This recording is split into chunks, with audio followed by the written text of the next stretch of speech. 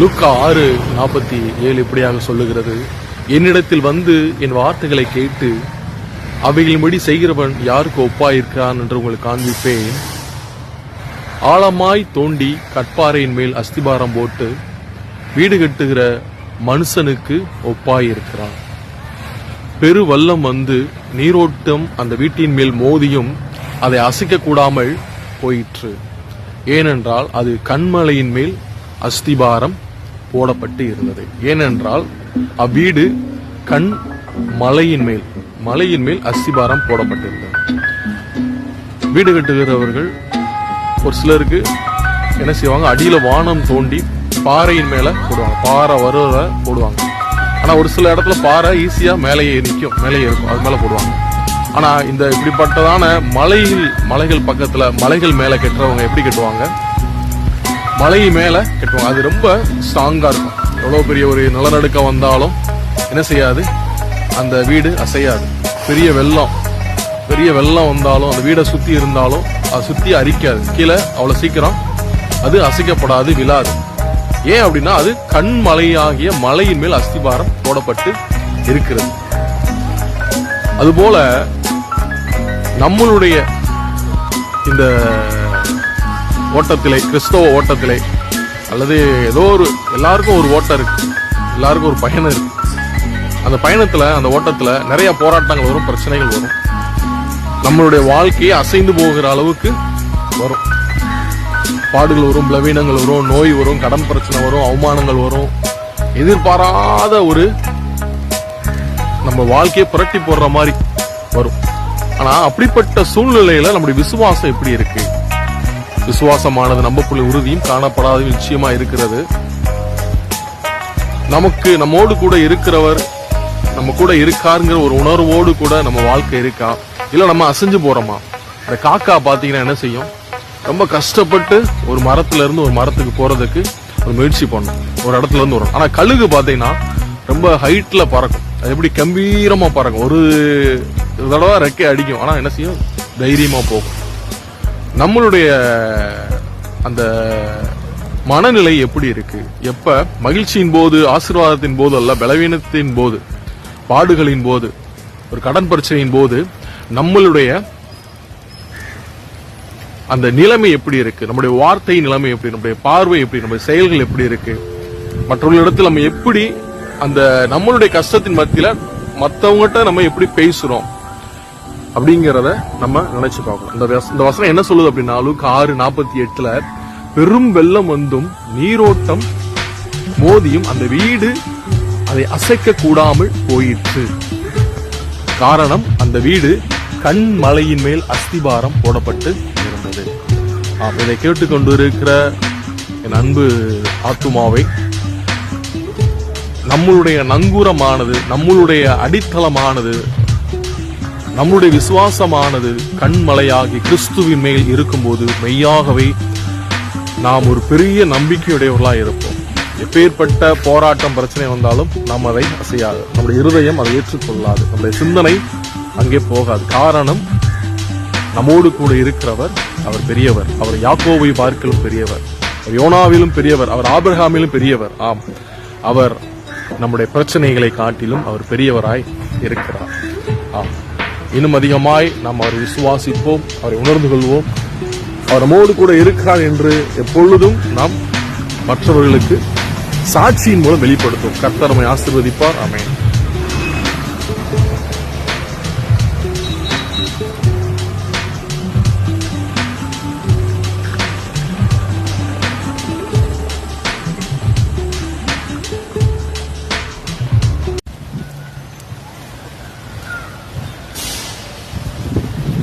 லூக்கா 6:47 இப்படியாக சொல்லுகிறது, என்னிடத்தில் வந்து என் வார்த்தைகளை கேட்டு அவைகளின்படி செய்கிறவன் யாருக்கு ஒப்பாயிருக்கிறான் என்று உங்களுக்கு காண்பிப்பேன். ஆழமாய் தோண்டி கற்பாறையின் மேல் அஸ்திபாரம் போட்டு வீடு கட்டுகிற மனுஷனுக்கு ஒப்பாயிருக்கிறான். பெரு வெள்ளம் வந்து நீரோட்டம் அந்த வீட்டின் மேல் மோதியும் அதை அசைக்க கூடாமல் போயிற்று. ஏனென்றால் அது கண்மலையின் மேல் அஸ்திபாரம் போடப்பட்டு இருந்தது. ஏனென்றால் அவ்வீடு கண் மலையின் மேல் மலையின் மேல் அஸ்திபாரம் போடப்பட்டிருந்தது. வீடு கட்டுகிறவர்கள் ஒரு சிலருக்கு என்ன செய்வாங்க, அடியில வானம் தோண்டி பாறையின் மேல போடுவாங்க, பாறை வருவ போடுவாங்க. ஆனா ஒரு சில இடத்துல பாறை ஈஸியா மேலேயே நிற்கும், மேலேயே இருக்கும், அது மேல போடுவாங்க. ஆனா இந்த இப்படிப்பட்டதான மலைகள் பக்கத்துல மலைகள் மேல கட்டுறவங்க எப்படி கட்டுவாங்க, மலை மேல கட்டுவாங்க. அது ரொம்ப ஸ்ட்ராங்கா இருக்கும். எவ்வளவு பெரிய ஒரு நிலநடுக்கம் வந்தாலும் என்ன செய்யாது, அந்த வீடு அசையாது. பெரிய வெள்ளம் வந்தாலும் அந்த வீடை சுத்தி இருந்தாலும் அது சுத்தி அரிக்காது, கீழே அவ்வளவு சீக்கிரம் அது அசைக்கப்படாது, விழாது. ஏன் அப்படின்னா அது கண்மலையாகிய மலையின் மேல் அஸ்திபாரம் போடப்பட்டு இருக்கிறது. அதுபோல நம்மளுடைய இந்த ஓட்டத்திலே, கிறிஸ்தவ ஓட்டத்திலே, அல்லது ஏதோ ஒரு எல்லாருக்கும் ஒரு ஓட்டம் இருக்கு, எல்லாருக்கும் ஒரு பயணம் இருக்கு. அந்த பயணத்துல, அந்த ஓட்டத்துல நிறைய போராட்டங்கள் வரும், பிரச்சனைகள் வரும். நம்மளுடைய வாழ்க்கையை அசைந்து போகிற அளவுக்கு வரும். பாடுகள் வரும், பலவீனங்கள் வரும், நோய் வரும், கடன் பிரச்சனை வரும், அவமானங்கள் வரும். எதிர்பாராத ஒரு நம்ம வாழ்க்கையை புரட்டி போடுற மாதிரி வரும். ஆனா அப்படிப்பட்ட சூழ்நிலையில நம்முடைய விசுவாசம் எப்படி இருக்கு? விசுவாசமானது நம்பப்புள்ள உறுதியும் காணப்படாத நிச்சயமா இருக்கிறது. நம்மோடு கூட இருக்கிறவர் நம்ம கூட இருக்காருங்கிற ஒரு உணர்வோடு கூட நம்ம வாழ்க்கை இருக்கா, இல்ல நம்ம அசைஞ்சு போறோமா? இந்த காக்கா பாத்தீங்கன்னா என்ன செய்யும், ரொம்ப கஷ்டப்பட்டு ஒரு மரத்துல இருந்து ஒரு மரத்துக்கு போறதுக்கு ஒரு முயற்சி பண்ணும், ஒரு இடத்துல இருந்து வரும். ஆனா கழுகு பாத்தீங்கன்னா ரொம்ப ஹைட்ல பறக்கும், அது எப்படி கம்பீரமா பறக்கும், ஒரு தடவை ரெக்கை அடிக்கும், ஆனா என்ன செய்யும், தைரியமா போகும். நம்மளுடைய அந்த மனநிலை எப்படி இருக்கு? எப்ப மகிழ்ச்சியின் போது, ஆசீர்வாதத்தின் போது அல்ல, பலவீனத்தின் போது, பாடுகளின் போது, ஒரு கடன் பிரச்சனையின் போது நம்மளுடைய அந்த நிலைமை எப்படி இருக்கு? நம்முடைய வார்த்தை நிலைமை எப்படி, நம்முடைய பார்வை எப்படி, நம்முடைய செயல்கள் எப்படி இருக்கு? மற்றவர்களிடத்தில் நம்ம எப்படி அந்த நம்மளுடைய கஷ்டத்தின் மத்தியில மற்றவங்ககிட்ட நம்ம எப்படி பேசுறோம் அப்படிங்கறத நம்ம நினைச்சு பார்க்கணும். இந்த வசனம் என்ன சொல்லுது அப்படின்னா, லூக்கா 6:48 பெரும் வெள்ளம் வந்தும் நீரோட்டம் மோதியும் அந்த வீடு அதை அசைக்க கூடாமல் போயிற்று. காரணம், அந்த வீடு கண்மலையின் மேல் அஸ்திபாரம் போடப்பட்டு இருந்தது. இதை கேட்டுக்கொண்டு இருக்கிற என் அன்பு ஆத்துமாவை, நம்மளுடைய நங்கூரமானது, நம்மளுடைய அடித்தளமானது, நம்முடைய விசுவாசமானது கண்மலையாகி கிறிஸ்துவின் மேல் இருக்கும்போது மெய்யாகவே நாம் ஒரு பெரிய நம்பிக்கையுடையவர்களாக இருப்போம். எப்பேற்பட்ட போராட்டம் பிரச்சனை வந்தாலும் நாம் அதை அசையாது, நம்முடைய இருதயம் அதை ஏற்றுக்கொள்ளாது, நம்முடைய சிந்தனை அங்கே போகாது. காரணம், நம்மோடு கூட இருக்கிறவர் அவர் பெரியவர். அவர் யாக்கோபை பார்க்கிலும் பெரியவர், அவர் யோனாவிலும் பெரியவர், அவர் ஆபிரகாமிலும் பெரியவர். ஆம், அவர் நம்முடைய பிரச்சனைகளை காட்டிலும் அவர் பெரியவராய் இருக்கிறார்.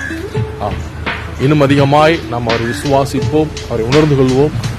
அவர் நம்மோடு கூட இருக்கிறார் என்று எப்பொழுதும் நாம் மற்றவர்களுக்கு சாட்சியின் மூலம் வெளிப்படுத்தும். கர்த்தர் நம்மை ஆசீர்வதிப்பார். ஆமென்.